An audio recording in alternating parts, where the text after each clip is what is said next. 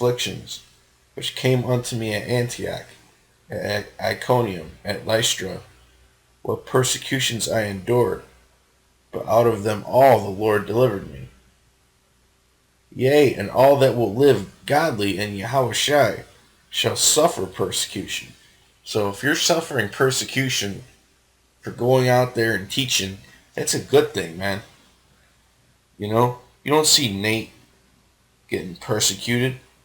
You know, you don't really see Nate getting all this persecution, man, because he's a fucking cop. He's not living godly, man.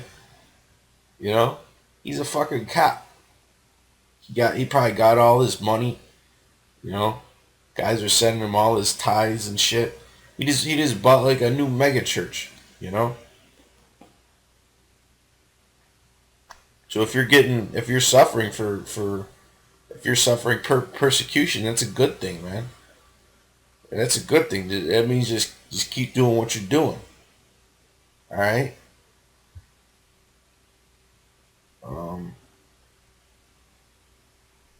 Next scripture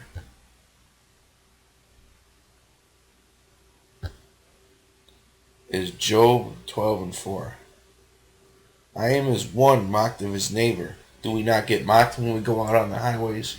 Do we not get mocked on the comment board? All right. Do not people walk by and laugh? But that's what they're supposed to do, man, because when they do that, they're just getting marked. All right. And a real man of the Lord is going to be able to handle that persecution. Because it's a good thing to get persecuted like that. I am as one mocked of his neighbor who calleth upon the Most High. And he answereth him. The just upright man is laughed to scorn. Right, the just upright man is laughed to scorn. So when you're doing a righteous act like that, and you're rebuking people at the gates, at the gates and in the highways and byways, you're going to get laughed at. All right? Which is why all these other camps come against GMS. You know? They fucking they laugh at us. They say that we're teaching the wrong doctrine and all that. But they can't provide no scriptures. All right? These guys, they just talk shit, but they can't provide no scriptures.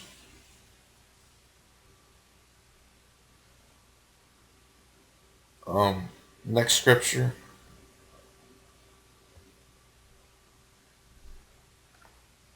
is Proverbs 15:12. A scorner loveth not one that reproveth him, neither will he go unto the wise. Right, so a scorner, meaning one that's meant to be scorning, you know, because how about Hashem Yahushai made it so that every scorner was supposed to come at you and laugh at you and say shit. All right, just to test you, you know, see if you can handle the persecution. A scorner loveth not one that reproveth him, neither will he go unto the wise. Because a scorner isn't going to follow wisdom, man. All right, these 2/3 that come out there and they talk shit. And not just the 2/3, but all the heathens, all the heathen nations, they're not going to go on the true wisdom. They're going to stick with the wisdom of this world, man.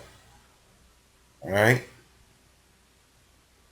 You know, if we were crackers, out there wearing suits and ties and shit, driving nice cars, they listen. But that's not being wise, you know? That's not being wise. Because that's how simple these scorners are.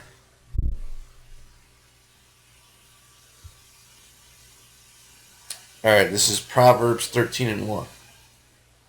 A wise son heareth his father's instruction, but a scorner heareth not rebuke. Right. What is that talking about? A wise son heareth his father's instruction. It's talking about the children of Israel. Alright? The wise sons are talking about the elect. The wise sons are going to hear their father's instruction. But a scorner, this is primarily talking about the children of Israel, the hard-hearted children of Israel, you know, the 2/3 club. But a scorner heareth not rebuke. Because when you're out there on the highways and you're rebuking people, they don't hear it, man.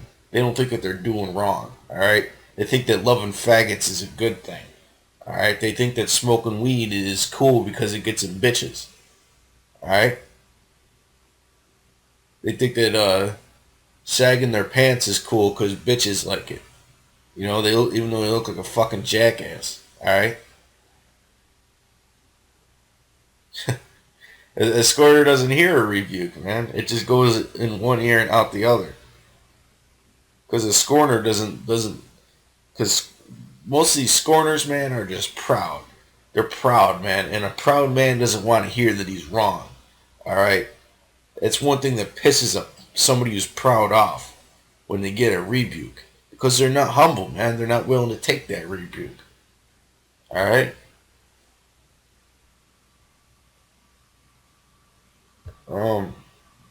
Last scripture. They hate Amos 5:10. They hate him that rebuketh in the gate, and they abhor him that speaketh uprightly. Right, they hate him that rebuketh in the gate, and they abhor him that speaketh uprightly. I mean, that's plain and simple, man.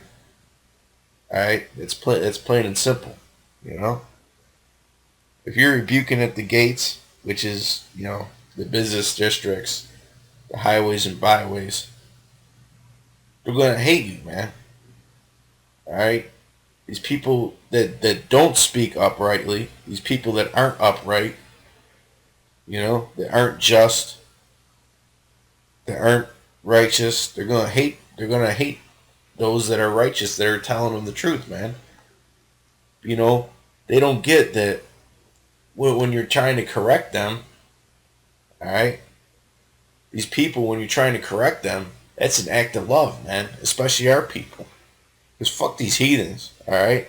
When you're out there and you're correcting, you know, our people, that's an act of love, man. Alright?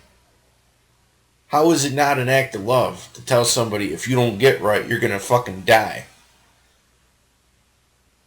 How is it not an act of love? Alright? And I always use this comparison. It's like everybody waits until somebody who's 400 pounds has a heart attack to tell them that they shouldn't be eating double cheeseburgers at McDonald's and shit. And Big Macs. Alright? But if you really love the person, you fucking tell them before they had a heart attack. They shouldn't be eating that shit and that they should be eating broccoli and exercising and shit. It's the same thing with a drug abuse problem. Like if somebody's hooked on crack. You know? Most people think that love, that real love is, the true love is, you know, not telling them the truth, you know? Just is waiting until they hit rock bottom and, you know, to the point where they're about to fucking die before you tell them, hey, man, I don't think you should smoke crack no more. Nah, man. If you really love someone and they tell you that they smoking crack, you should fucking tell them right then and there. What are you, stupid? You shouldn't be smoking crack. That's what you should, exactly what you should say. Alright? You fucking people are retarded, man. You know, because Esau's got this whole society brainwashed to thinking that, you know, if you tell somebody the truth and you try and correct them, that you're being a fucking asshole. Well, really, that's an act of love, man. Alright? Esau's got everybody brainwashed to just let everybody do whatever the fuck they do. That's not loving, man. Tolerating somebody fucking up is not love, man. Alright, that's what Esau wants you to do. They want you to accept everybody's fuck ups and just tolerate it and not try and steer them on the right path, man. Alright? And that's the ways of Esau. Alright?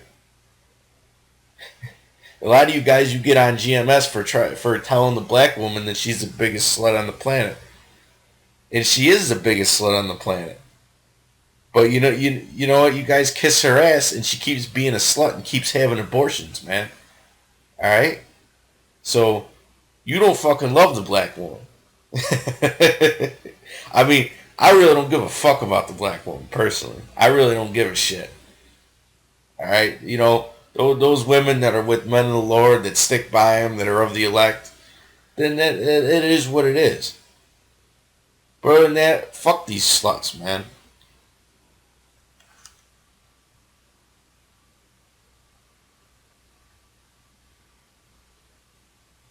Out of all the all the women that I've met in my life, only like a handful of them were virgins, and they didn't stay virgins until they were 18, when Esau says you can deal with them, But getting back onto the persecution, John, I'll start at 18th verse, John 15:18. If the world hate you, ye know that it hated me before it hated you. Right. The world meaning everyone outside of the elect is gonna hate you, man. All right, because they hated Yahushua and they hated the apostles and the prophets. All right. 19th verse. If ye were of the world would love his own, but we're not, man. You know, if we are into the ways of the world would love us. But because ye are not of the world, but I have chosen you out of the world, therefore the world hateth you. And that's plain and simple, man. You know, because we're out there and we're speaking against faggotry. We're speaking against people selling their people drugs and shit. We're speaking against this fucking devil. All right. We're speaking against these heathens. We're speaking against these chemtrails. We're warning people about martial law. We're speaking against all the abominations and filth of this kingdom, with this wicked kingdom. That everybody hates us because everybody loves this world, man. Don't nobody want to see don't nobody outside of the elect want to see the world come to a fucking end. Which is why you got guys like Nate saying that 40 years, he's talking about kids in the audience and in 40 years from now, and that don't make no damn sense, man. All right? It's a guy. It's a guy who's of the world, man. That's not a guy who's not of the world. Get fucking real, man. If you want to even be in this society another 40 years, then you are of the world. All right? That's why the world loves Nate. That's why he's got that 501c3. Well, they do love him, except for his wife. His fucking wife hates him, but I'm not gonna get into that. You know. But that's pretty much it on the lesson. No matter what you do, brothers, you're gonna face that persecution. Things get pretty wild on them highways sometimes. You get into shouting matches. Somebody might see you who you know in the world out there teaching. You can get ridiculed. You're going to look foolish out there to these people. All right, but just know that in the eyes of Yahweh and Yahweh Shai, you're supposed to look foolish, man. It's supposed to be like that. All right? It was like that for Yahweh Shai. It was like that for all the men of the Lord, man. All right? And it's going to be no different for you. All right? With that, I want to give all praises to Yahweh Ba'Shem Yahweh Shai. Double honors to the elders of GMS. I really, Lord's will, you brothers were edified by this. Even the brothers that might be, these might be basic scriptures to them. Lord's will, this lifted up your spirit. Because that's why I do a lot of these computer lessons. They're really, I try and make them a focus of lifting up a brother's spirit, because we're getting at that time when brothers need to have their spirits lifted. Because them demons are really coming hard, man, on the streets and on the comment boards, But with that, I'm gonna say shalom.